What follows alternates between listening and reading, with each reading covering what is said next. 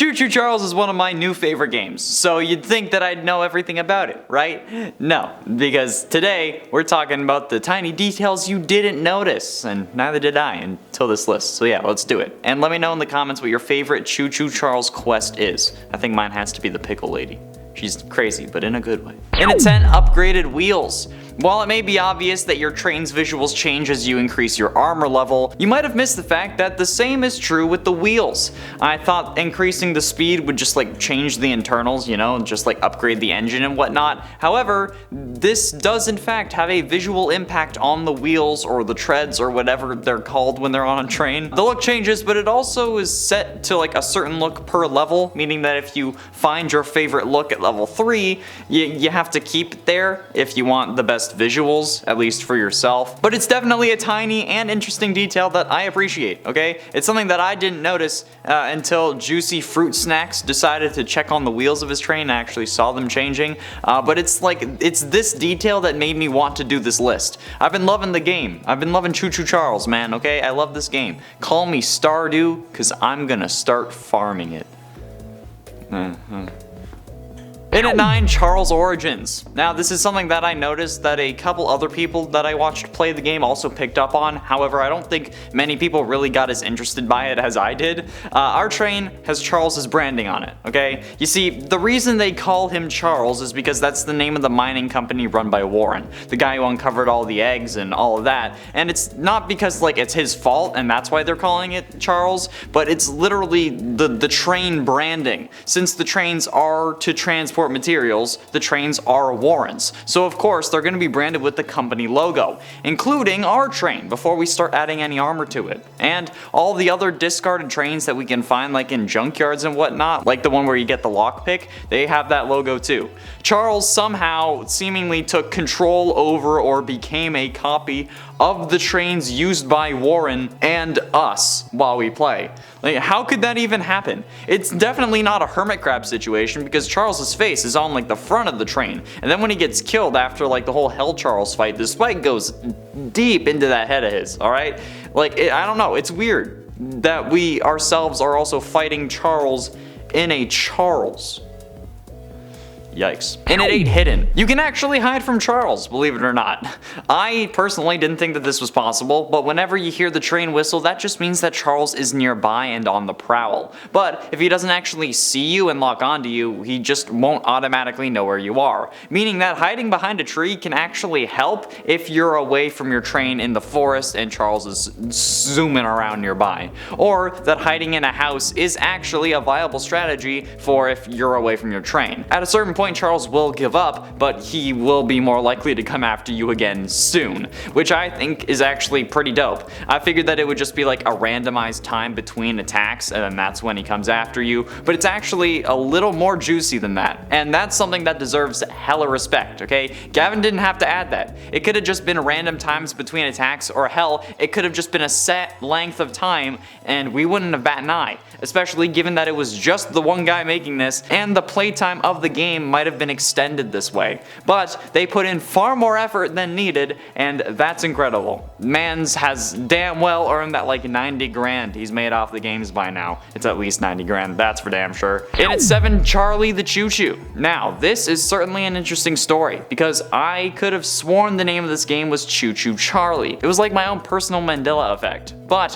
when looking into things for this video, I learned of Charlie the Choo Choo, a children's book by Stephen King, of all people. Yeah, that's right, Stephen King wrote a children's book. Charlie the Choo Choo is from the world of the Dark Tower, and it's a children's book in that universe, but published in ours under the name Beryl Evans. The story was written by Stephen King and published in King's previous novel, The Dark Tower 3: The Wastelands, wherein the book is found by Jake in chapter 22. The story is intended to be creepy and to give children nightmares, which personally I think makes a hell of a lot of sense, since this game also seems to be trying to do the same.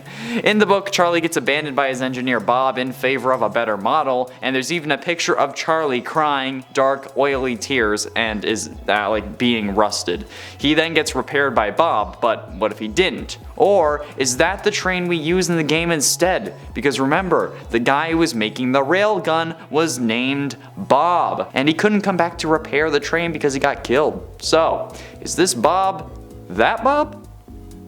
And it's 6 Pog Rocks. Okay, actually making Choo Choo Charles took a while, as I'm sure you know. It was a whole thing on 2Star's YouTube channel. Starting as a 1-year challenge, the game grew and grew and grew from its original idea. And then it included 3 monsters instead of just a giant trained demon spider. And 2Star was streaming parts of the development on his channel, which did gain some traction. In honor of everyone who actually was subbing during those streams, 2Star added rock towers to one of the beaches. Basically, they're like stone cairns or basic Inukshooks, and there's 1 rock for each person who subscribed. Yeah, to quote from 2Star's Twitter, "While playing Choo Choo Charles, you might find some strange rock piles. Each rock is dedicated to someone who subbed during the development live streams I did over the past year. They are Pog Rocks." Very epic. And so yeah, it's a nice little nod to those fans who supported during the development and then could also buy the game and then see themselves as a rock. That's like the coolest pet rock ever. Halfway through into number 5, Quick Equip. This is helpful if you're trying to make your way to your train in a rush. Whether it be because you got spotted by Warren's goons or because Charles just decided to show up out of nowhere, maybe it can be hard to get up the ladder, especially when you're panicking. So, what if I told you that you didn't actually have to? Yeah, you can get on the train by clicking on the gun from the ground. Whatever weapon you have equipped, it doesn't really matter. You can actually mount it from the ground if you're close enough to the train. So if Charles is making it a living hell to get onto your ladder, or the goons are chasing you and you're actually at the back of your train or something like that, hop on the gun and just mow them down, okay? Give those goons hell, Charles. Or you can just like dismount it again right after that and hit the gas. But either way, it's another way to get on the train if you ever need it, or if you just don't want to use a ladder, because I get that. In at 4, Ducky Momo. At the northernmost part of the island, the peak in the northwest corner around where you can get the blue paint, there's a small little beach. On your way there you can run into some cultists, but if you manage to not die on your way, you'll find a giant yellow rubber duck just floating off the coast, around 40 meters offshore. It's certainly an interesting detail, since not only is it a giant rubber duck, but it's also somehow not moved at all, despite there being a storm that's going on and off while you're on the island, and you know, it being an ocean.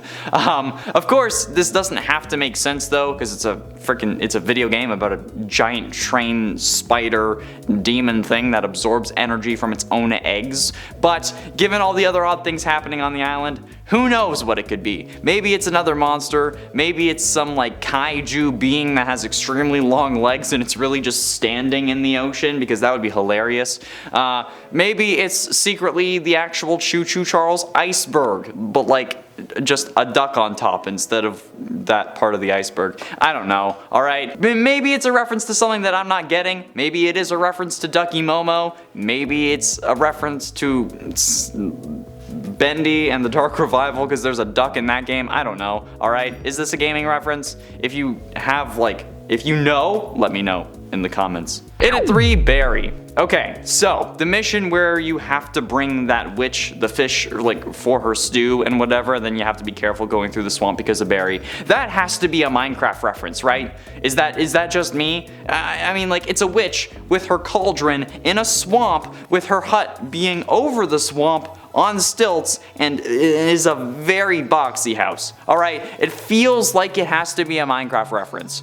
You see, I was kind of iffy on this. I wasn't quite sure when I stumbled upon it in my original playthrough of the game, but then I read the recipe for her stew and saw that there was dirt in there, and that combined with the fact that Barry, the monster, looks very much like a realistic form monster mutant version of the Minecraft squid, kind of sealed the deal in my brain. Like, it has to be a Minecraft reference, right? There's no way that this many things lined up and it wasn't intentional. This isn't FNAF. That's not a FNAF game. But ultimately, in at number 2, range. Okay, so this is something else that I've mentioned previously. However, the idea of range in this game only applies to 3 weapons. The base machine gun that comes with the train, the bug spray, and Bob. However, the rocket launcher says that it has low range, but honestly, if you have a rocket launcher, you can do any outdoor section of the game easily.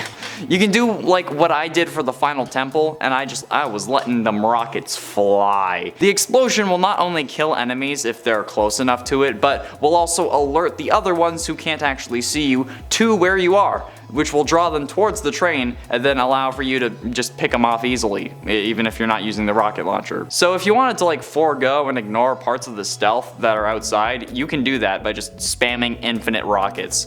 Plus it's fun to spam infinite rockets. Like they say they have horrible range, but like just like with arrows, rocks, or anything that like you're throwing or whatever, if you aim it up, the parabola, I remember that from grade 11 math, the parabola will help them fly further than just going straight. But also I failed grade 11 math, so I can't really be sure. Okay, the range in this case is at least, it's only referring to when you fire it straight. And finally, in at number 1, all dolled up. Up around the northeast section of the island, there is a little like area within the track lines that contains another Easter egg that I've talked about on another list. But on the left half of this section, there is an area that is just filled with dolls. Okay, and I mean like I filled. This whole section of slightly forested area looks like it was ripped straight out of a bad Riverdale episode. Okay, the dolls were hanging from trees, they were hanging from ropes, there was like stuffed animals nailed to trees and like hanging by like nooses around their necks with open fire that's just there, that is still somehow lit, meaning that people were there recently but not there when you get there, especially because like it can be raining when you walk here. So yeah, there's no explanation for it. I have no idea what it could be. Maybe it's a reference to the island of dead dolls in Mexico, which is just basically, it's an island full of dolls that are hanging from trees and buildings, and they're covered in cobwebs and insects, and it was named in the 1950s when the dolls started randomly appearing, or at least that's what they say. But I mean, either way, okay, maybe it's just a place that the residents have shrines to the children they've lost to Charles, since there's no kids on the island, which is weird given how many fun singles there are on that island, like Pickle Lady. And speaking of that, there are also plenty of fun single videos on the channel just waiting to be watched, alright? I stumbled, but it's fine. Click the one that's popping up on your screen. Do it, alright? Thanks for watching. I'm going crazy.